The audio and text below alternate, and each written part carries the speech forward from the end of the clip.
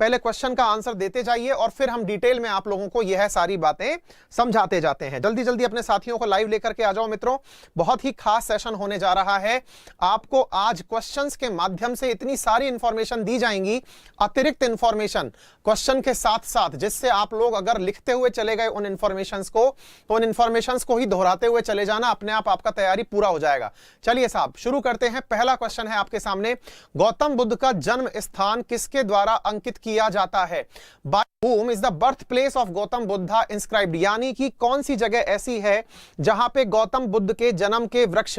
तो भैया देखिए, आप में से बहुत सारे लोग गलत आंसर दे रहे हैं। रजत कुमार जी, रजत कुमार, विनोद, शुभम, अंजलि रॉय, एकदम गलत जवाब है बेटा। The right answer is Ashok Maurya का रुम्मीदेई स्तंभ। अब ध्यान से सुनिए बेटा, क्या कहानी है इसकी। हुआ क्या कि जब ये अशोक की जब हम बात करते हैं तो अशोक का रुम्मीदेई जो लघु स्तंभ है, बेसिकली मिनिएचर लेख जो है इस पर मिला। और इसमें क्या कहा गया था कि अशोक जब अपने शासन काल के 20वें वर्ष कौन से 20th year of his service, जब अशोक को शासन करते हुए 20 साल हो गए थे, तब वो लुम्बिनी गांव गया था। कहां गया था? लुम्बिनी गांव गया था। और उस लुम्बिनी विलेज में जाकर के जब उन्हें यह पता चला कि यहां पर भगवान बुद्ध का जन्म हुआ है, भगवान जो बुद्ध का जन्म 563 बीसी में हुआ है, जब यह बात इन्हें पता चली तो इन्होंने लुम्बिनी गांव का जो कर है, जो टैक्स है, वो घटा करके 1/8 कर दिया। यानी कि गौतम बुद्ध का जैसे ही यह पता चलता है कि लुम्बिनी गांव में इनका जन्म हुआ, तो उन्होंने, यानी कि अशोक ने, सम्राट अशोक ने इस लुम्बिनी गांव का जो टैक्स है, जो कर था, वो घटा करके 1/8 कर दिया। तो इस बात को लिखा हुआ कहां है? तो मेरे प्यारे साथियों, यह लिखा हुआ है अशोक मौर्य का रुम्मीदेई लघु स्तंभ में। ये सारी की सारी बातें लिखी हुई हैं। तो यहां से हमें क्या पता चलता है? यहां से हमें पता चलता है कि भगवान बुद्ध, गौतम बुद्ध का जो जन्म है वो लुम्बिनी गांव में हुआ था। चलिए नेक्स्ट क्वेश्चन देखिए भाई, बुद्ध किस वंश से संबंधित थे? The Buddha belongs to which dynasty? Buddha किस वंश से संबंधित थे? आंसर दीजिए भाई। मेरे प्यारे साथियों, मैं जो भी क्वेश्चन पढ़ा रहा हूं ये सब टॉपिक वाइज हैं। पहले मैंने इंडस वैली सिविलाइजेशन पढ़ाया, अब मैं गौतम बुद्धा पढ़ा रहा हूं। गौतम बुद्धा के साथ मैं आप लोगों को बुद्धिज्म, इसके बाद मैं जैनिज्म पढ़ाऊंगा। इसी क्रम में फिर मैं मिडाइवल ले जाऊंगा, मिडाइवल के बाद फिर मॉडर्न ले जाऊंगा। बिल्कुल चिंता मत करो, हर सब्जेक्ट आपका एकदम टॉपिक वाइज चल रहा है, बिल्कुल सीक्वेंस में, ठीक है ना। तो जो जो महत्वपूर्ण क्वेश्चन है उनको मैं टॉपिक के साथ कवर करा रहा हूं। आंसर दीजिए। हाँ भाई, बिल्कुल सही जवाब आ रहा है। अंकित, श्रेया, कमल, नीरज, अनुज, अनु, शशि, रोहित, दीपेंद्र, बिल्कुल सही जवाब बेटा। द राइट आंसर इज, वो शाक्य कुल से बिलोंग करते थे। शाक्य कुल से बिलोंग करते थे गौतम बुद्ध, जिनका जन्म कपिलवस्तु में लुम्बिनी नामक स्थान पर हुआ था। तो कपिलवस्तु में लुम्बिनी नामक स्थान पर हुआ था, और जिनके घर में हुआ था उनका नाम शुद्धोधन था। शुद्धोधन, यानी कि इनके पिताजी का नाम शुद्धोधन था। यही कारण है कि गौतम बुद्ध को शाक्य मुनि कहा जाता है। क्या कहा जाता है? शाक्य मुनि कहा जाता है, क्योंकि यह शाक्य कुल में पैदा हुए थे। ये कहां है? नेपाल के तराई क्षेत्र में स्थित जगह का नाम है ये।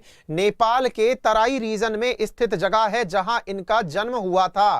ठीक है बेटा, चलिए नेक्स्ट। हाँ भाई, ये क्वेश्चन जो है एसएससी के सभी एग्जाम्स में उपयोगी है। बहुत ही महत्वपूर्ण क्वेश्चनों की श्रृंखला चल रही है। अधिकांश क्वेश्चन प्रीवियस ईयर आए हुए क्वेश्चंस में से हैं। बताइए, प्रथम बौद्ध परिषद कहां आयोजित हुई थी? क्वेश्चन बहुत अच्छे अच्छे हैं, तो आंसर आपको सोच के देना है। प्रथम बौद्ध परिषद कहां आयोजित हुई थी? बुद्धिस्ट काउंसिल कहां आयोजित हुई थी? जवाब दीजिए।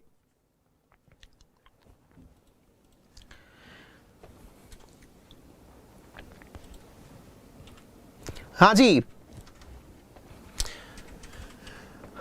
बिल्कुल सही जवाब आ रहा है राहुल का। मनु, राहुल व्यास, श्याम मीणा, एकदम सही जवाब है बेटा। सुष्मिता बनर्जी एकदम सही जवाब है, बिल्कुल सही है साथियों, बिल्कुल सही जवाब दे रहे हैं आप। राजगृह में पहली बौद्ध परिषद हुई थी। तो अब मैं आप लोगों को बता देता हूं, देखिए साथियों यहां पर कुछ बातें आपको समझने की हैं और वो क्या है।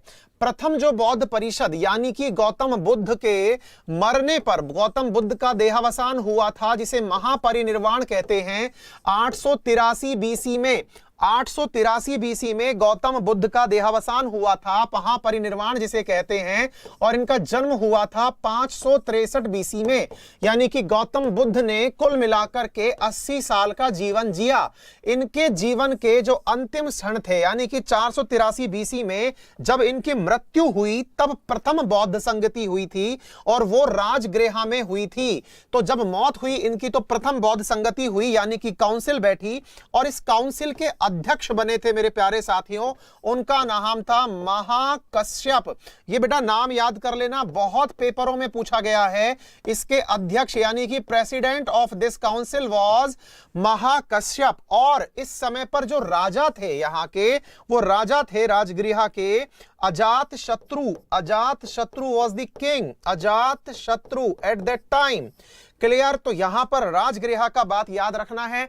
और यहां दो अतिरिक्त रूप से आपको फैक्ट याद करने हैं, और वो क्या है कि यहां पर दो मुख्य रूप से पिटक लिखे गए थे, जिनका नाम था, एक का नाम सुत पिटक और दूसरे का नाम था विनय पिटक। ये नाम याद कर लेना, आगे आने वाले सवाल में समझाऊंगा कि ये क्या है।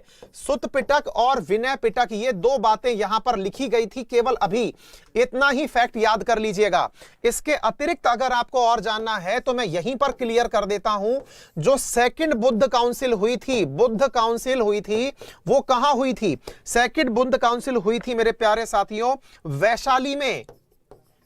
सेकंड बुद्ध काउंसिल हुई थी वैशाली में। और थर्ड जो बुद्ध काउंसिल है मेरे प्यारे साथियों, वो हुई थी पाटलिपुत्र में। पाटलिपुत्र में थर्ड बुद्ध काउंसिल जो हुई थी वो पाटलिपुत्र में हुई थी। और जो चौथी बुद्ध काउंसिल थी वो कश्मीर में हुई थी, यानी कि फोर्थ वाज इनॉग्रेटेड इन कश्मीर। और उस कश्मीर को उस समय कुंदन वन के नाम से जाना जाता था। यानी कि यहां पर जो ऑप्शन लिखा हुआ है कश्मीर, ये फोर्थ बुद्ध काउंसिल का है। राजगृह जो है वो फर्स्ट बुद्ध काउंसिल का है। वैशाली जो है वो सेकंड बुद्ध काउंसिल का है।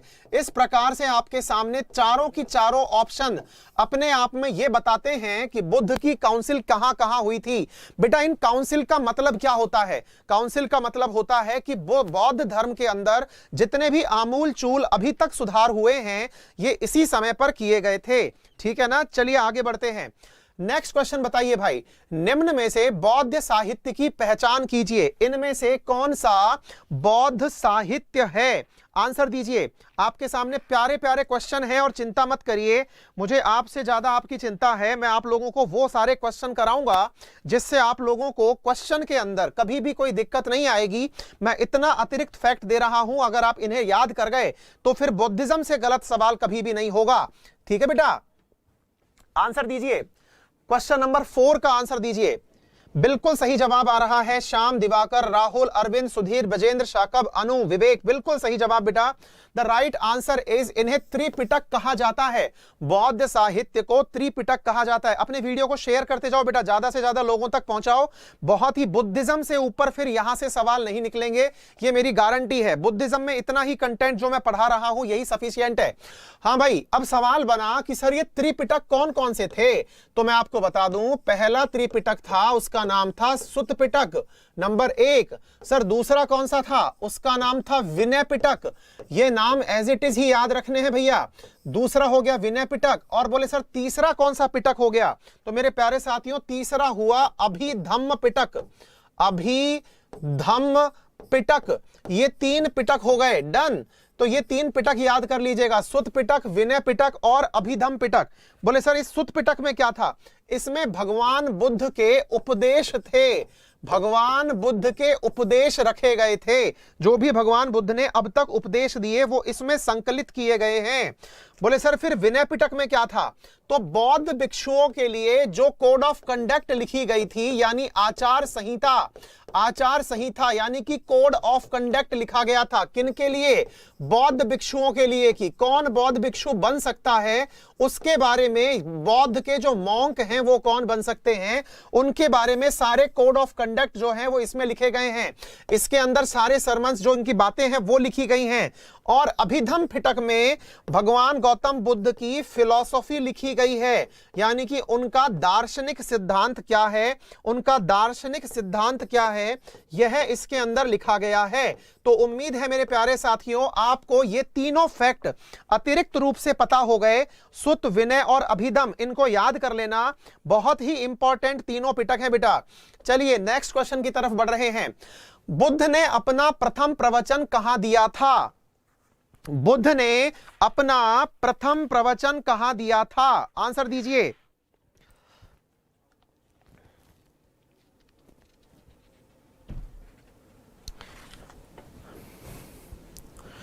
बिल्कुल आंसर अभी आने शुरू नहीं हुआ है, आंसर दीजिए बेटा। बहुत ही अच्छे क्वेश्चंस हैं, आंसर दीजिए। बहुत आपको अल्टीमेट इंफॉर्मेशन यहां से पता चलने वाली है। बिल्कुल सही जवाब आ रहा है पंकज सिंह नेगी का, सुधीर कुमार का, अमित, विशाल, नीरज, अतुल, ऋषभ, सिल्की चौहान, पवन, नेहा, बिल्कुल सही जवाब बेटा। इन्होंने अपना जो प्रथम प्रवचन दिया था वो सारनाथ में दिया था। अब सवाल बनता है सर प्रथम प्रवचन को कहते क्या हैं? तो मेरे प्यारे साथियों प्रथम प्रवचन को कहते हैं धर्म चक्र परिवर्तन। धर्म चक्र प्रवर्तन मतलब बेसिकली आप इस पॉइंट को याद कर लेना, इनका जो उपदेश था वो उपदेश धर्म चक्र प्रवर्तन के नाम से जाना गया था। नंबर 2, बुद्ध की मृत्यु को, जब गौतम बुद्ध की मृत्यु हुई उसे महापरिनिर्वाण कहते हैं। महापरिनिर्वाण ये टर्म याद कर लेना। महापरिनिर्वाण जो है वो गौतम बुद्ध की मृत्यु को कहा जाता है। ऐसे धर्म चक्र प्रवर्तन इनके उपदेश देने को कहा जाता है। जो पहला उपदेश इन्होंने दिया था वो धर्म चक्र प्रवर्तन कहलाता है। और तीसरा, इनके जीवन काल की प्रमुख घटनाओं में जो घर त्यागने वाली घटना है, तो उसमें जब इन्होंने घर छोड़ा था मेरे प्यारे साथियों, जब इन्होंने अपना घर छोड़ दिया था, अपने बच्चे बीवी को छोड़ करके ये निकल गए थे, तो उस घर त्यागने की घटना को कहते हैं महाभिनिष्क्रमण। महाभिनिष्क्रमण, महाभिनिष्क्रमण ये घटना याद रखनी चाहिए। और यहां पर अतिरिक्त फैक्ट मैं आप लोगों को दे देता हूं कि गौतम बुद्ध ने सर्वाधिक जो उपदेश दिए थे वो सर्वाधिक उपदेश इन्होंने श्रावस्ती में दिए थे। कहां दिए थे? श्रावस्ती में सर्वाधिक उपदेश दिए थे। ये फैक्ट एडिशनली याद कर लेना, बेहद महत्वपूर्ण फैक्ट है जो मैंने आप लोगों को बता दिया है। ठीक है ना? चलिए नेक्स्ट क्वेश्चन की तरफ बढ़ते हैं। जल्दी जल्दी अपने साथियों को और लेकर के आइए। बिल्कुल सही है बेटा, बहुत बढ़िया। धातु से बने सिक्के सबसे पहले कहां प्रकट हुए? बताइए भाई, धातु से बने सिक्के सबसे पहले कहां प्रकट हुए?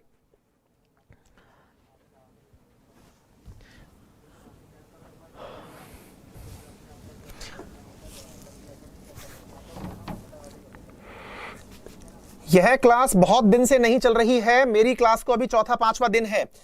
तगु जाखड़ जी बिल्कुल आनंद आएगा। आप तो बस एक बार क्वेश्चन के साथ जो मैं फैक्ट लिखा रहा हूं ना बेटा, बस इतना लिख लेना। बुद्धिज्म में इसके अलावा कुछ पढ़ने की जरूरत नहीं है, ठीक है ना? इसमें ही काम हो जाएगा अपना। बिल्कुल। हेमलता स्वामी, नेहा आपने आंसर गलत दिया बेटा। हेमलता स्वामी का आंसर सही है, प्रमोद का आंसर सही है, ब्रजमोहन सैनी आपका भी आंसर सही है, अरविंद जी आपका भी आंसर सही है, रामचरण वर्मा आंसर सही है। The right answer is Buddha के काल में सबसे अधिक मतलब धातु के बने जो सिक्के हैं वो सबसे पहले बुद्ध के काल में पता चलते हैं। बोले ये कब की बात है? 5वीं और 6ठी शताब्दी की बात है। तो मेरे प्यारे साथियों यहां पर इन सिक्कों को ही आहत कहा जाता था। याद कर लेना बेटा, इन सिक्कों को किस नाम से जाना जाता था? आहत के नाम से जाना जाता था, अथवा पंचमार्क के नाम से जाना जाता था। यह फैक्ट है बेटा। पंचमार्क, पंचमार्क के नाम से जाना जाता था, ठीक है ना, आहत अथवा पंचमार्क के नाम से जाना जाता था। और ये अधिकांश सिक्के जो हैं ये चांदी से बने हुए थे, चांदी से बने हुए थे अथवा फिर तांबे से बने हुए थे। कॉपर अथवा चांदी के सिक्के यहां पर सर्वाधिक प्राप्त हुए हैं, ठीक है ना। और कहां पर ऐसे मिले हैं, हालांकि ऐसे सिक्के पूरे देश में ही मिले हैं, लेकिन तक्षशिला से मगध के बीच में सबसे ज्यादा मिले हैं। तक्षशिला से मगध के बीच में, बेटा ये मैं बहुत सारे फैक्ट दे रहा हूं आप लोगों को, तक्षशिला से मगध के बीच में अत्यधिक मात्रा में ये सब तत्व मिले हैं, मतलब पत्थर, ये सिक्के मिले हैं बेटा, ठीक है ना। आप लोग चिंता मत करो, मैं सवाल आपका टेस्ट लेने के लिए नहीं कर रहा हूं, मैं सवाल के माध्यम से आपको इतने सारे फैक्ट दूंगा कि आप उन फैक्ट्स को अगर याद कर गए तो बेटा यहां पर आपको उसके अतिरिक्त कुछ पढ़ना नहीं पड़ेगा। और पूरी तरह से पहले बुद्धिज्म कराऊंगा, फिर जैनिज्म कराऊंगा, बिल्कुल फिक्र मत करिए, सवाल के आंसर देते जाइए। हाँ भाई आंसर दीजिए। सिद्धार्थ कुशवाहा जी के सबका एक जैसा होता है, आंसर दीजिए। क्वेश्चन नंबर नेक्स्ट है, प्रारंभिक बौद्ध धर्म ग्रंथों की रचना किस भाषा में की गई थी? प्रारंभिक बौद्ध धर्म ग्रंथों की रचना किस भाषा में की गई थी?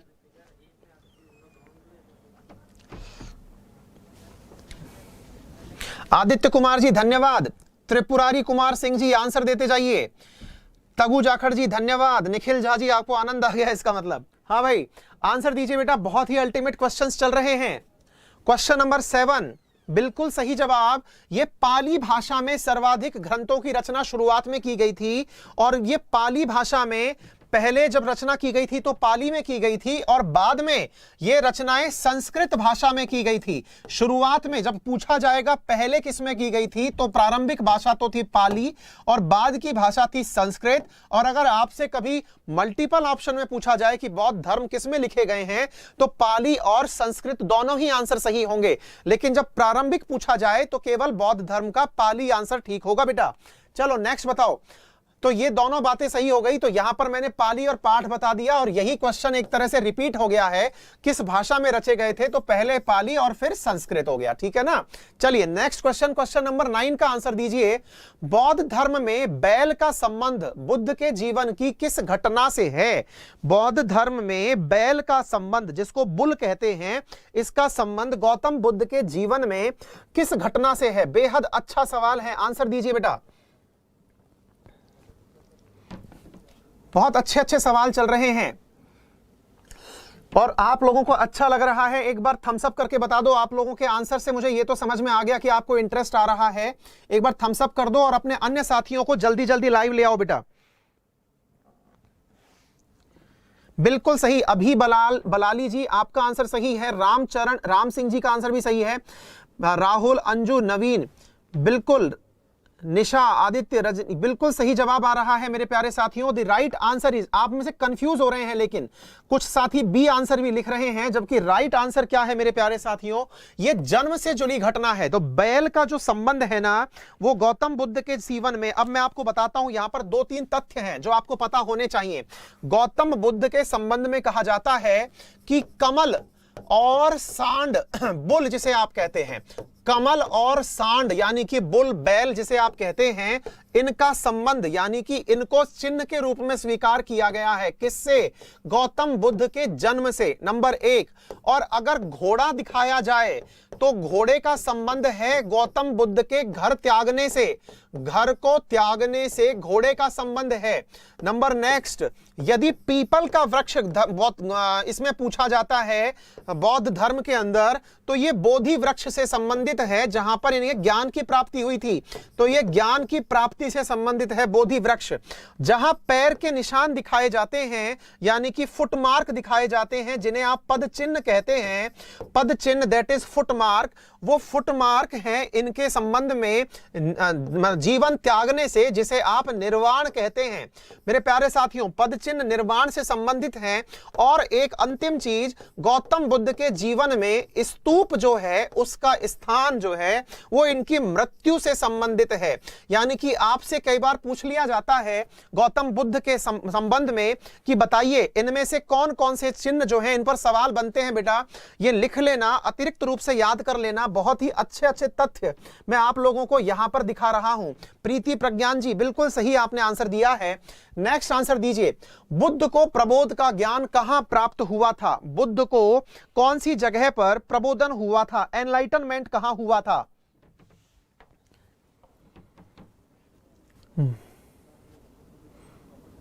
थैंक यू रविंद्र जी, अनुष्का जी धन्यवाद, बिल्कुल सही, धन्यवाद। रजनीश पंडित जी आपने आंसर दे दिया है, आप वहीं के रहने वाले हैं, बहुत बढ़िया बेटा। सौरभ तिवारी, मनोज बगड़िया, आप सबको अच्छा लग रहा है, बिल्कुल बढ़िया बेटा, शाबाश। हाँ जी बताएं, बुद्ध को एनलाइटनमेंट कहां हुआ था? बहुत बढ़िया जवाब दे रहे हैं श्याम मीणा जी, अशोक चौधरी जी बिल्कुल सही, छोटू यादव बिल्कुल सही, गौरव राज सही, सुष्मिता, हरिओम, जैस्मिन, रजनी, श्रेयस एकदम सही जवाब है साथियों। इन्हें बोध गया में पीपल के वृक्ष के नीचे, जिसे बोधि वृक्ष कहते हैं, उसके नीचे इन्हें ज्ञान प्राप्त हुआ था और ज्ञान प्राप्त होने को एनलाइटनमेंट कहते हैं। ठीक है ना। चलिए नेक्स्ट क्वेश्चन बताइए, बुद्ध, धम्म और संघ ये तीन चीजें मिलकर के संयुक्त रूप से क्या कहलाती हैं? बुद्ध, धम्म और संघ ये तीनों चीजें संयुक्त रूप से क्या कहलाती हैं? आपके सामने ऑप्शन है, ए बी सी डी में से ऑप्शन बताइए बेटा। बहुत ही प्यारा सवाल है, क्वेश्चन नंबर 11, बहुत ही अल्टीमेट सवाल है, आंसर दीजिए। इसमें आपको बहुत कुछ सीखने को मिलेगा। अभय मिश्रा जी नाम लिया, आपका आंसर दीजिए बेटा। हेमंत निषाद जी सही है, त्रिवेणी जी आपका सही है बिल्कुल, अनंत, त्रिवेद, सुरेश, शिप्रा, अरविंद, मनोज, कपिल, स्मृति, मंजू, प्रिया, राम, अंजलि, विकास, रजनी एकदम सही जवाब है मेरे प्यारे साथियों। त्रिरत्न कहलाते हैं साथियों। बौद्ध धर्म के अंदर इन तीन रत्नों को, बुद्ध, धम्म और संघ को महत्वपूर्ण स्थान प्राप्त है। और एक बात और यहां पर समझ लीजिए, इन लोगों को यानी कि गौतम बुद्ध जब अपने शिष्य बनाते थे तो उन शिष्यों को तीन मंत्र प्रमुख रूप से दिखाए जाते थे, तीन श्लोक दिए जाते थे।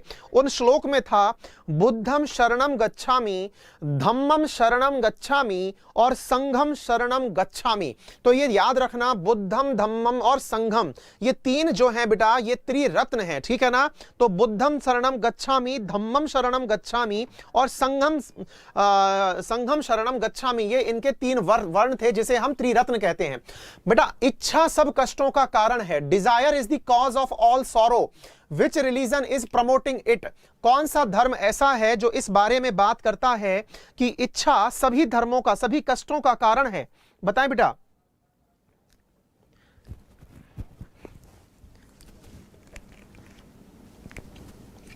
नीरू मीरवाल जी मैं इंग्लिश भी पढ़ा दूं बिल्कुल सही है, आप देखते हैं कि मैं सब कुछ पढ़ा दे रहा हूं, इसलिए आप लोगों को ठीक है भाई। नेहा जी, श्रिया जी, तूफान सिंह जी और प्रतीक्षा बिल्कुल सही आंसर आ रहा है। विष्णु, नवीन वर्मा, साक्षी, कपिल, रजत, राजकुमार, मनीष एकदम सही जवाब है मेरे प्यारे साथियों। बौद्ध धर्म यानी कि बौद्ध धर्म कहता है कि इच्छा सब दुखों का कारण है और इच्छा के अतिरिक्त यहां पर चार दुख, चार आर्य सत्य बताए गए हैं। क्या बताए गए हैं? चार आर्य सत्य, यानी कि चार ऐसी बातें हैं जो शाश्वत रूप से सही हैं बौद्ध धर्म के अंदर, उन्हें कहा गया है। और वो कौन कौन सी हैं? नंबर एक बात कही गई है कि दुख है। नंबर दो, ये तो दुनिया जानती है कि दुख है। नंबर दो बताया गया है कि दुख का कारण है। दुख का कारण है यानी कि दुख किसी ना किसी कारण से होता है। और दुख का कारण क्या बताया गया था? इच्छा। नंबर तीन बताया गया दुख का निवारण है। दुख का निवारण है यानी कि दुख दूर किया जा सकता है, दुख का निवारण है। और नंबर चार बताया गया था कि दुख निवारण के 8 मार्ग हैं, यानी कि दुख को दूर करने के 8 मार्ग बताए गए थे। और दुख को दूर करने के जो 8 मार्ग बनाए गए थे उन्हें ही हम अष्टांगिक मार्ग कहते हैं। अष्टांगिक मार्ग कहते हैं जिनमें सम्यक ज्ञान, सम्यक दृष्टि, सम्यक वाक, सम्यक व्यायाम, सम्यक स्मृति, इस तरह से 8 इसके अंदर बताए गए थे। ठीक है ना साथियों। हाँ, तो इस प्रकार से आप लोगों को ये अच्छे अच्छे सवाल मिलते जा रहे हैं। बताइए, बौद्धों के पवित्र अवशेषों पर निर्मित गुंबदाकार छत वाली अर्धगोलाकार संरचना को क्या कहते हैं? बताइए बेटा। आप बहुत कुछ सीखेंगे आज। आप लोगों को यह समझ में आ जाएगा कि सवाल के साथ भी कंटेंट तैयार किया जा सकता है। चिंता मत करो, मुझे ध्यान है, मैं कोई ऐसे ही उठा के नहीं ले आया कि हिस्ट्री के सारे सवाल उठा के ले आया। मैं आपको बुद्धिज्म के सवाल लाया हूं और जैनिज्म के लाया हूं। जितने हो जाएंगे उतने कर लेंगे, ठीक है ना बेटा, चिंता मत करो। बढ़िया से। अब देखो यहां पर कुछ समय की लिमिटेशन है, जिस वजह से मैं यहां पर सवाल के माध्यम से अधिकतम ज्ञान देने का प्रयास कर रहा हूं। हाँ भाई, बौद्धों के पवित्र अवशेष पर निर्मित गुंबदाकार छत वाली अर्धगोलाकार संरचना क्या कहलाती है? तो एकदम आप सभी लोगों ने सही आंसर दिया है, स्तूप कहलाती है। द राइट आंसर इज कि यहां पर संरचना स्तूप कहलाती है। तो मेरे प्यारे साथियों, इस प्रकार से मैं आप लोगों से कहूंगा कि मेरा सेशन यहां पर खत्म होता है।